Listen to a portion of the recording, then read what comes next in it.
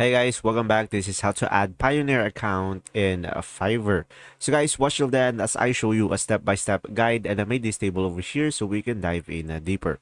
So first, just simply go to your Fiverr account and make sure to switch to your selling profile, guys. And from there, just simply go to my business, and from my business, just simply go to the earnings to access the payment methods that you have. And from there, just simply click on manage payout methods. From there, just simply add or update your payout options. And from there, guys, you might verify your identity via SMS or call for security. And from there, guys, just simply choose the Payoneer account as your payout method so you can receive funds in your Payoneer balance. And from there, guys, just simply set your preferred currency for your payouts. And from there, just simply click the link in the email to sign up or log in into your Payoneer. And from there, guys, you can just simply check your email and just simply click on the link to sign up or log in into your Payoneer.